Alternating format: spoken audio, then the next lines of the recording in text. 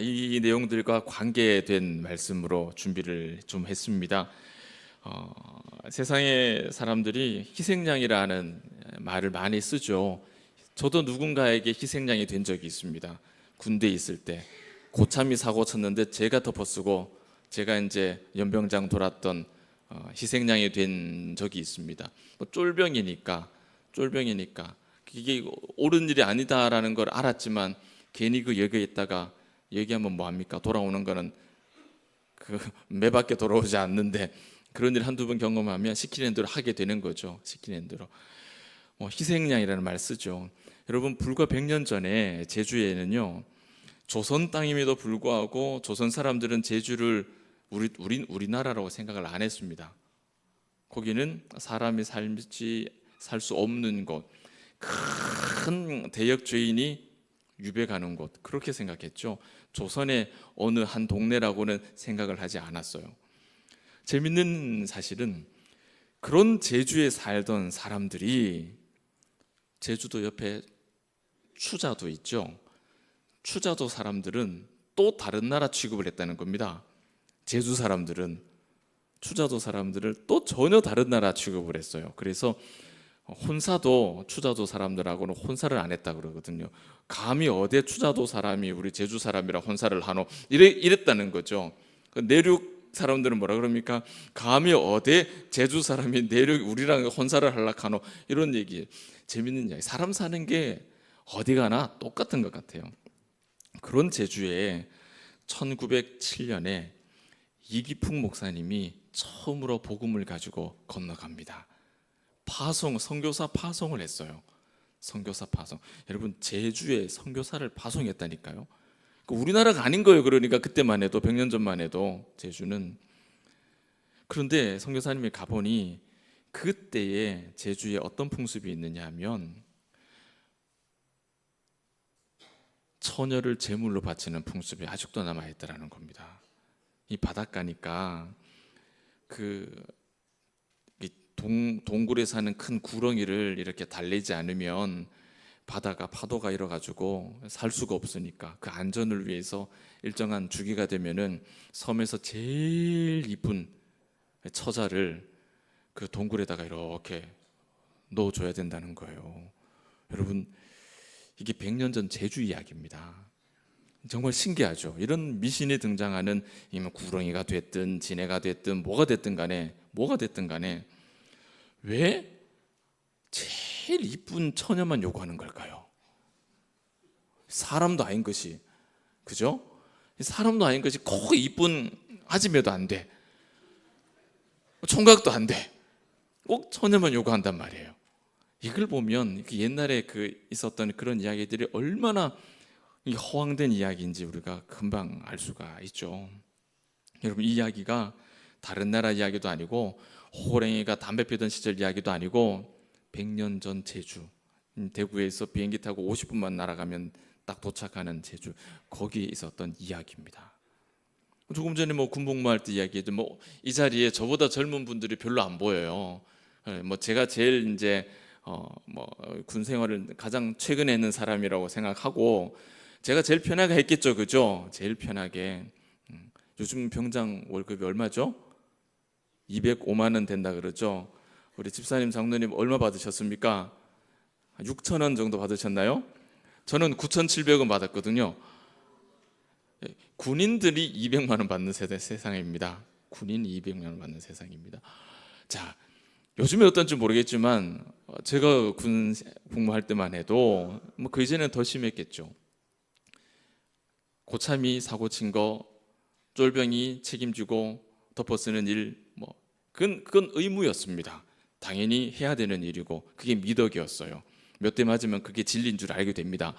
그렇게 되는 거죠. 영화를 보면 형님을 대신해서 아우가 죄를 덮어쓰고 옥고를 치르는 그런 장면들 꼭 나오잖아요. 희생양이라 그러죠. 희생양, 조직의 희생양이라는 그런 장면들도 많이 있습니다. 우리나라에는 공천제도가 있어가지고 선거철만 되면 어떻게 해요? 아주 유력한 사람을 일부러 공천해서 배제시키죠. 왜 그렇습니까? 상대방에게 어필하는 거죠. 우리가 우리가 우리의 이익을 아니라 나라의 이익을 위해서 이 대단한 사람을 우리가 이렇게 공천에서 배제시킬 정도로 우리가 이만큼 나라를 위한다, 이거 이제 어필하려고 결국에는 자기들의 최종 목적을 이루기 위해서 전략적인 희생양을 꼭 만들어냅니다. 전략적인 희생양이 꼭 있습니다. 여러분, 명예살인이라는 말은 들어보셨나요? 명예살인. 우리나라에도 옛날에는 있었어요. 우리나라도 포함됩니다. 그날 그 범위에 이슬람과 이제 힌두의 일부에서 가족을 이렇게 해치고도 명예살인이다라고 그 행위를 아주 자랑스럽게 여기는 그런 악습이 아직도 있습니다. 해마다 평균 약 5천 명의 대부분의 여성들입니다. 대부분의 여성들이 그렇게 목숨을 잃는 일들이 지금도 일어나고 있죠. 국가도 이런 명예살인이라 그러면 그걸 손대질 않아요. 한 아랍의 여대생은 자기 나라에 파병 와 있던 영국 군인이랑 이렇게 같이 있었다는 이유로 아버지한테 살해를 당합니다. 그리고 장례식도 없이 길에 그냥 그냥 버려졌어요, 시체가. 체포된 아버지는 경찰서에서 가족의 명예를 지키기 위해서 딸을 죽였다. 그리고 나는 그런 내가 너무 자랑스럽다. 그렇게 이야기를 인터뷰하는 걸 봤어요. 이 아버지는 체포된 지 2시간 만에 무죄로 석방됩니다. 오히려 사회에서는 가족의 명예를 지킨 아버지라고 해서 박수를 받고 존경을 받는 그런 일들이 있었어요. 제가 자료 화면을 준비를 했다가 이거 보여드리는 게 별 유익이 없겠다 싶어서 그렇게 방송실에 드리질 않았어요. 저는 이슬람 쪽에 아주 전문가는 아니지만 아무리 생각을 해보고 일주일 내내 생각을 해봐도 그들이 말하는 명예를 지켰다라는 명예, 딸이 우리 가문에게 수치를 입혔다라는 그 수치가 뭔지 의문이 생깁니다. 반대로 만약에 아버지나 오빠가 가문의 명예에 손상을 입히면, 수치심을 그렇게 일으키면 그들의 딸이, 그들의 여동생이 아버지를, 오빠를 그렇게 명예살인해도 될까? 그렇게 할 수 있을까? 아니요, 그건 불가능합니다. 그렇게는 못하게 돼 있어요. 무슨 말이에요? 이런 사건들은 한 사회의 명예를 지키기 위해서 약자에게 희생을 강요하는 것이죠. 약자가 희생되는 거예요. 쫄병이 선임의 과오를 덮기 위해서 대신 군장 지는 거예요. 형님의 죄를 덮기 위해서 아우가 대신 가는 거예요. 조직의 당의 유익을 위해서 유력한 자가 전략적으로 그렇게 희생양을 삼는 거예요. 가족의 명예를 지킨다는 명분으로 딸을 그렇게 살해하는 거예요. 그런데 그 사회는 그들에게 죄를 묻지 않습니다. 잘못이라고 말하지 않는 거예요. 그리고 강한 자들은 명예를 더럽혀도 그들이 강하기 때문에 면제를 받아요. 잘못이죠. 한 가지 의문이 생겼습니다. 우리가 살아가는 세상에는 이런 희생양들이 참 많아요. 굉장히 많아요. 그러면 우리가 지금 신앙하고 있는 이 믿음의 세계 안에서는 희생양이라는 것은 존재할까? 어떻게 생각하십니까? 우리가 알고 있는 이 믿음의 세계 안에 희생양이라는 것이 여러분 있겠습니까? 존재할 수 있을까요? 성경에는 오늘 본문에도 나왔지만 속량이라는 말이 우리 그 교동문 가운데 나왔지만은 속죄, atonement라고 하는 속죄라는 말만큼 중요한 용어가 없죠. 속죄 다 아실 겁니다. 여기에서 그리스도의 대속이라는 이야기가 나왔죠. 속죄. 그 속죄가 없이는 우리가 이 자리에서 존재할 수가 없는 거죠. 구약 레위기 16장을 보면 속죄 일에 관한 이야기가 자세하게 기록되어 있습니다. 여러분 아사셀 염소라는 말 기억나십니까? 그 이야기가 나와 있거든요. 백성들의 죄를 대신해서 수송아지와 수양과 그리고 염소 2마리가 제물이 돼요. 송아지는 속죄물로, 그리고 수양은 번제물로, 염소 2마리 중에 1마리는 속죄제물로, 또 나머지 마지막 1마리의 염소는 우리가 아사셀이라고 부르죠. 백성의 모든 죄를 제사장이 염소 머리에 안수를 해서 그 모든 나라의 공동체의 죄를 이 염소에게 다 죄를 전가시킵니다. 그리고 그 염소는 광야로 이렇게 내보내지는 거예요. 그 염소는 그러면은 광야로 아이고 나는 이제 자유의 몸이다라고 그게 아니죠. 자유의 몸은 룰루랄라가 아니고 그 죄를 짊어진 염소는 광야로 나가서 누구를 만납니까? 들짐승을 만나는 거예요. 들짐승에게 찢겨 죽는 제물이 되는 겁니다. 이 모든 과정이 성경에서 우리에게 보여주는 희생양에 관한 이야기예요. 희생양. 신앙의 영역에도 희생양이라는 게 있다는 거예요. 그런데 여러분, 처음에 제가 말씀에 처음에 소개해드렸던 저에게 대신 군장사라 했던 그 군인 아저씨, 지금은 잘 살고 계신가 모르겠습니다.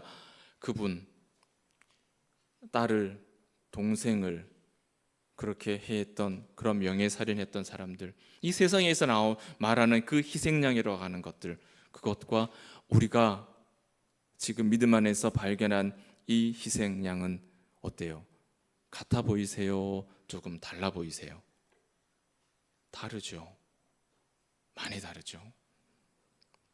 우리 신앙은 절대적인 강자이신 하나님의 그 분노를 달래기 위해서, 마치 동굴에 사는 구렁이 달래야지만 바다가 잠잠해서 우리가 먹고 살 수 있다, 이런 것처럼 하나님의 진노를 달래기 위해서 절대 약자인 사람이 제물이 되어야 되는 그런 것이 우리가 지금 신앙하는 기독교인가요? 우리 신앙인가요? 그것이 우리 믿음입니까? 여러분, 그것 때문에 우리 하나님 앞에 고분고분 나와서 지금 제물로 예배드리고 있는 것인가요? 아니죠. 아니거든요. 우리의 믿음 안에서 희생양이라는 것은 세상이 말하는 희생양과는 너무나 다릅니다. 이 세상의 의리다라고, 미덕이다라고 말하는 것, 힘 있는 자를 위해서 힘 없는 자가 대신 희생되어야 되는 것, 그것을 우리는 신앙이라고 부르질 않습니다. 우리가 그런 신앙으로 신앙생활을 하는 게 아니잖아요. 예수님은 오늘 마태복음 18장을 시작하면서 천국에서 누가 큰 자입니까? 라는 이 제자들의 질문에 대답을 주시는 대목이에요. 그 대답 중에 오늘 한 대목을 제가 가지고 온 겁니다. 예수님 뭐라고 대답하십니까? 목자가 길 잃은 양을 찾는 이 비유를 통해서 천국에서 누가 큽니까? 라는 질문에 대답을 주시는 겁니다. 그 대답 속에 우리의 참 희생양이 어떠한 것인가를 발견하게 되는 거죠. 100마리의 양을 기르는 목자가 한 마리 양 잃어버렸습니다. 99마리 양 두고 한 마리 찾으러 가는 거예요. 여러분, 한 마리 그냥 포기할 만하지 않습니까? 99마리 놔두고 그 한 마리 찾으러 가는 것, 그 한 마리를 찾기 위해서 감당해야 할 그 많은 과정들과 위험들을 계산해 본다면 그 한 마리 그냥 포기하는 게 수지타산이 맞지 않을까, 그런 생각이 듭니다. 그리고 한 마리 찾으면은 그냥 그걸로 끝내는 게 아니라 잔치 부리죠, 잔치. 그럼 남는 게 뭐가 있어요?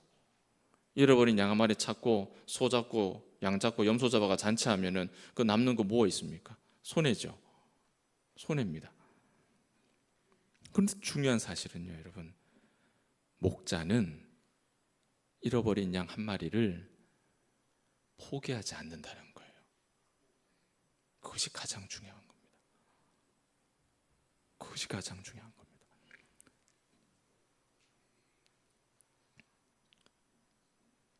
잃은 양을 찾으려고 목자는 어둠 속을 야곱처럼 더듬해서 양이 있을 만한 곳을 찾아다닙니다. 들짐승들, 양에게만 그게 위험하겠어요? 사람에게는 위험하지 않겠습니까? 들짐승의 위험을 감당해야 돼요. 그 양이 혹 늪이나 진창이나 구덩이나 빠졌거나 아니면 벼랑 끝에 걸려서 이도 못하고 저도 못하고 있다. 여러분, 그 양 구하려면은 이 목자는 자기 목숨을 내놔야 됩니다. 벼랑에 매달려서 양 끌어올리려면 자기 목숨 내놔야 되죠. 진창에 들어가 그 양 끌어올리려면 양은 빼낼 수 있을지 몰라도 본인이 못 빠져나오면 본인 목숨 잃어버리는 거잖아요.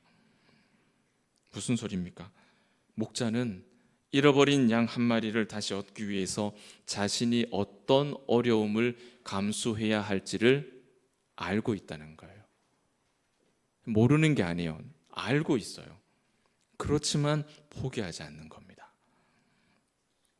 기꺼이 자신을 희생하는 거죠. 목자이기 때문입니다. 목자이기 때문이에요. 우리에게 이렇게 포기하지 않고 자신이 감당해야 될 어려움을 알면서도 기꺼이 자신을 희생했던 선한 목자가 우리에게 있었습니다. 그렇죠? 우리에게 그런 선한 목자가 있었습니다. 잃어버린 나를 찾으려고 선한 목자는 고생 말도 못할 고생을 하셨죠. 그 잃어버린 나를 찾기 위해 선한 목자는 죄인처럼 취급을 받았습니다. 이 선한 목자의 모습을 이사야 선지자는 고난받는 종이다라고 이야기를 했고 연한 순 같다라고 이야기를 합니다. 아주 강인한 군인의 모습이 아니에요. 그 선한 목자는 연한 순, 가장 상처받기 쉬운 그런 가장 약한 모습이었다 그래요. 그러나 그 약함에도 불구하고 포기하지 않았다. 자기 길로 가버린 그 양들, 우리를 위해서 그 선한 목자는 도살장으로 끌려가는 양처럼 되었다라고 기록하죠. 목자는 왜 길 잃은 양 한 마리를 찾다가 이렇게 고달픈 인생을 살아야 했을까요? 그 잃어버린 양 그냥 내버려 두면 편하게 고상하게 우아하게 살 수 있는데 왜 그 한 마리 포기하지 않고 고생길로 갔을까요? 오늘 본문 14절 말씀 같이 한번 읽어봅시다. 그 말씀 속에 답이 있습니다. 시작. 이와 같이 이 작은 자 중에 하나라도 잃는 것은 하늘에 계신 너희 아버지의 뜻이 아니니라. 목자가 잃어버린 양 하나를 위해서 자신의 목숨까지도 담보하고 그 양을 찾아가기를 포기하지 않는 이유가 뭡니까, 여러분? 뭡니까? 하나님의 뜻은 한 마리도 잃어버리지 않는 거라는 거. 그것이 하나님의 뜻이기 때문이에요. 그것이 하나님의 뜻이기 때문에 목자는 포기하지 않는 거예요. 희생하여 한 마리를 찾는 것이 하나님의 뜻입니다. 여러분, 하나님의 뜻은 큰 자가 되는 게 아니에요. 제자들은 천국에서 누가 큰 자입니까? 물었지만 그것은 여러분 어리석은 질문입니다. 천국에서 큰 자가 어디 있어요? 여러분, 천국에서 큰 자가 어디 있습니까? 이런 어리석은 백성들이 있습니까? 굳이 천국에서 큰 자라고 그렇게 그 개인의 명예를 높여줄 수 있을 만한 사람이 있다면 이 목자죠. 잃어버린 양을 찾기 위해서 기꺼이 자신을 희생하는 그 사람이 천국에서 큰 자로 사랑받고 칭찬받을 수 있겠죠. 그러나 여러분, 천국에는 큰 자가 없어요. 길을 잃고 방황하는 작은 자를 되찾기 위해 낮아지는 사람들이 천국에 사는 거예요. 길을 잃은 양을 찾기 위해서 목자가 고난받는 나라가 천국입니다.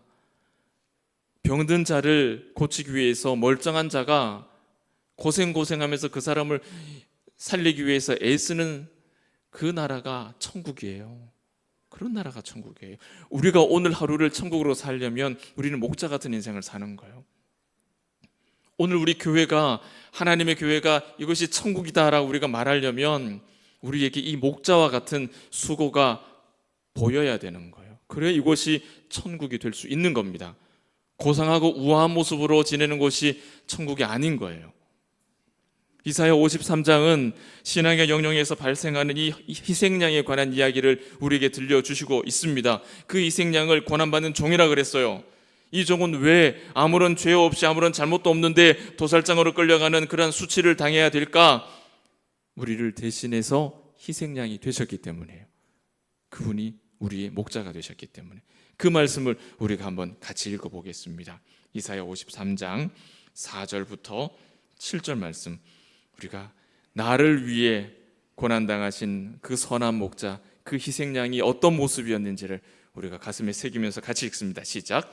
그는 실로의 질고를 지고 우리의 슬픔을 당하였거늘 우리는 생각하기를 그는 징벌을 받아 하나님께 맞으며 고난을 당한다 하였노라. 그가 질림은 우리의 허물 때문이요 그가 상함은 우리의 죄악 때문이라. 그가 징계를 받음으로 우리는 평화를 누리고 그가 채찍이 맞음으로 우리는 나음을 받았도다. 우리는 다 양 같아서 그를 행하여 각기 제 길로 갔거늘 여호와께서는 우리 모두의 죄악을 그에게 담당시키셨도다. 그가 곤욕을 당하여 괴로울 때에도 그의 입을 열지 아니하였으며 마치 도수장으로 끌려가는 어린 양과 털 깎는 자 앞에 잠잠한 양같이 그의 입을 열지 아니하였도다. 아멘. 예수님이 오늘 나를 위해서 이와 같이 참된 희생양이 되셨습니다. 레위기 16장으로 돌아가면 희생양 아사셀 염소 이야기 다시 한번 말씀을 드릴게요.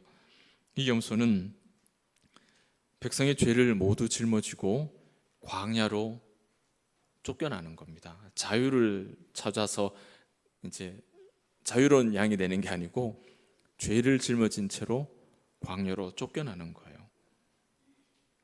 백성들은 자신들의 죄를 짊어진 그 염소가 광야로 걸어가면서 자기 눈앞에서 이렇게 사라지는 것을 보면서 뭘 느낄까요? 내 죄가 사함 받았구나. 그렇게 아사셀 염소는 광야로 가는 거예요. 내 죄가 저렇게 내 앞에서 사라지고 있는 것을 보면서 죄 사함의 은혜를 누리는 거예요. 죄인들은 자기 생명을 드릴 수가 없는 겁니다. 그래서 이 염소가 죄인을 대신해서 그 생명을 희생하는 거예요. 무슨 말입니까? 하나님은요, 여러분, 왜 이 염소를 통해서 그렇게 하시느냐? 하나님은 사람의 피나 사람의 희생으로 구원을 주시는 분이 아니라는 뜻입니다. 여러분 잘 기억하세요. 예를 들어 볼까요? 모세가 율법 10계명을 얻으려고 시내산에 올랐을 때 산 아래에 어떤 일이 일어났습니까? 산 아래에서 금송아지 파티가 있었죠. 금송아지를 하나님이다라 그러면서 파티가 있었습니다. 하나님이 이제 진노하셨고 이제 다 심판하겠다라고 할 때 모세가 뭐라 그럽니까? 자기 이름이 생명책에서 지워지더라도 이 백성 살려주십시오라고 하나님께 부탁드리죠. 간구하죠. 이 모세는 어떻게 보여요? 그 상황에서 이 모세는 희생양처럼 보입니까, 여러분? 눈물겨운 희생양처럼 보이지 않으십니까, 여러분? 그런데 여러분 그 결과를 볼까요? 하나님께서 그 백성들을 용서하십니까? 심판하십니까? 심판하시죠. 눈물겨운 희생처럼 보이지만은 하나님께서는 그 모세의 제안을 하나님은 단칼에 거절하세요. 단칼에 거절하신다니까요. 왜 그런지 아세요? 사람의 희생, 사람의 피로는 죄를 사할 수 없기 때문이라는 그 메시지를 우리에게 주시는 거예요. 그럼 누구의 피가 필요합니까? 하나님의 희생이 필요한 거예요. 하나님의 피가 필요한 거예요. 오직 하나님의 희생으로만 대속할 수가 있다라는 걸 우리에게 보여주시는 거예요. 이것이 하늘의 뜻입니다. 선한 목자이신 예수님은 이 뜻을 따라서 이 땅에 오신 성자 하나님이죠. 예수님은 목자였지만 피를 흘리는 송아지와 양과 염소로 죄를 짊어지고 광야에서 찢어진 제물이 되는 아사셀 염소로 그렇게 살아가셨습니다. 마귀는 예수님의 공생애를 시작하기 전에 유혹했습니다. 전능한 존재로 살라고. 아이고 뭐 눈 한번 찔끔 감고 나한테 절 한번 하면은 온 천하를 너에게 주마. 전능한 존재로 살라고. 너 자신의 행복을 위해서 살라고 유혹하죠. 주목받는 인생을, 세상 사람들로 박수받는 인생을 살라고 유혹합니다. 그러나 예수님은 그 모든 광야의 시험에서 이기셨습니다. 그렇게 할 수 없다고. 이른 양을 살리기 위해서 예수님은 광야를 선택하셨고 모든 수치를 다 그분의 몸에 받으신 거예요. 희생양이 되신 거예요. 우리를 위해서. 그렇다면 여러분, 이제까지 우리가 이 세상에서 회자되는 그 희생양, 여러분도 희생양이 되어 보신 줄 압니다. 저도 희생양이 되어 봤습니다. 그 희생양과 오늘 성경이 우리에게 보여주시는 그 참된 희생양은 다르다는 것을 우리가 알게 됐죠. 그러면 그 위치가 다 바뀌어야 됩니다. 무슨 위치가요? 훈이 쫄병이 선임을 위해서 대신 책임을 지고 욕바지를 하는 게 그게 희생양이 아니에요. 바른 희생이 되려면 어떤 희생이 있어야 되겠습니까? 선임이 후임을 위해서 대신 책임을 지는 것이 희생이죠. 형님이 동생을 위해서 희생하는 것이 희생인 겁니다. 아버지와 오빠가 가문의 명예를 더럽힌 딸을 그렇게 해하는 것이 명예를 지키는 것이 아니라 그 딸을 위해서 아버지와 오빠가 대신 희생을 받는 것이 그것이 진짜 희생이죠. 하늘이 땅에 내려오신 것처럼, 하나님이 이 땅에 사람으로 오신 것처럼, 그래서 나를 위해 대신 희생양이 되어 주신 것처럼, 그렇게 모든 순서가 바뀌어야만 이 세상은 제대로 된 세상이 되지 않겠습니까? 그때서야 우리가 이곳을 천국이라 하지 않겠습니까? 그때서야 우리가 함께 신앙하는 이 교회를 천국이라고 말하지 않겠습니까? 예수님은 이런 하나님의 뜻을 따라서 목자가 양들을 대신해서 희생양이 되는 그런 인생을 사셨습니다. 그래서 이 목자는 포기하지 않아요. 나에게 얼마나 큰 위기가 다가올지 알면서도 절대로 한 마리를 포기하지 않는 겁니다. 성경은 말합니다. 스스로 의롭다고 생각하는 사람들을 위해서 예수님이 오신 게 아니다. 병자를 위해서 왔다. 그들에게는 의원이 필요치 않다. 하나님의 도성을 더럽힌 그 죄인들을 구원하기 위해서 내가 수치를 당하는 것이다. 그렇게 가르쳐 주십니다. 예수라는 이름의 뜻 알고 있잖아요. 자기 백성을 죄에서 구원할 자. 예수님은 우리가 길을 잃었기 때문에 잃어버린 한 마리의 양이기 때문에 이 땅에 우리의 목자로 오셔서 우리를 얻기 위해 희생양이 걸어갔던 그 도수장의 그 길을 걸어가신 겁니다. 지금 이 순간에도 우리는 목자의 이끄심이 없으면 도대체 내가 어디로 가야 될지를 알 수가 없는 각기 제갈 길로 갔던 그 양과 같은 인생을 살고 있는 거예요. 지금 이 순간에도 우리는 오직 하나님의 은혜로 살아갈 수밖에 없다는 것을 고백하지 않을 수가 없는 그런 존재가 우리입니다. 말씀을 맺습니다. 오늘은 내가 누구를 위해 희생양이 되어야 할까? 그 뜻을 정하는 날이 오늘입니다. 여러분, 누구를 위해서 여러분은 희생양이 되시겠습니까? 신자가 세상을 살아가는데 가장 좋은 믿음의 모범은 바로 나를 위해 오신 희생양이신 예수님의 그 모습을 닮아가는 거예요. 예수님의 희생은 예수님의 자기 부인이었죠. 자기 부인. 아사셀 염소처럼 예수님은 우리의 죄를 대신 지고 멀리 무서운 광야로 나아가셔서 거기서 찢어진 제물이 되셨습니다. 이것이 우리가 누린 희생의 복이죠. 우리는 이 예수님께서 우리에게 가르쳐 주신 그 길, 그 제자의 길을 함께 걸어가겠습니다라고 그렇게 고백했던 예수의 길 따름이들이에요. 예수의 길을 따라가는 사람들이에요. 사랑하는 봉독의 가족 여러분, 조금 전 우리는 봉독 온데이 선포했습니다. 사랑의 온도를 높여라. 쉽죠? 이 자체는 우리에게 굉장히 편안한 말, 예쁜 말. 그러나 그 속내는 무엇입니까? 사람을 살리자는 거예요. 영혼을 구원하자는 거예요. 고상하고 거창한 이름이지만 그 과정은 곱고 우아하고 편안한 길이 아닙니다. 희생양이 되어서 걸어가야 되는 길이기 때문에 어떻게 그 길이 곱고 편안한 길이 되겠습니까? 누군가를 위한 희생양이 되시려면 여러분 아마도 여러분에게 상처가 생길 거예요. 자존심이 상하는 일도 생길 수 있습니다. 부당하고 소홀히 취급받을지도 모릅니다. 그러나 우리가 희생양으로 그런 하루를 살아갈 때, 그런 한 주간 한 주간을 우리가 살아갈 때 우리 자신이 아하, 내가 이제야 비로소 신앙생활을 제대로 하고 있구나, 이 선명한 증거를 여러분 스스로가 느끼고 발견하게 될 줄 확신합니다.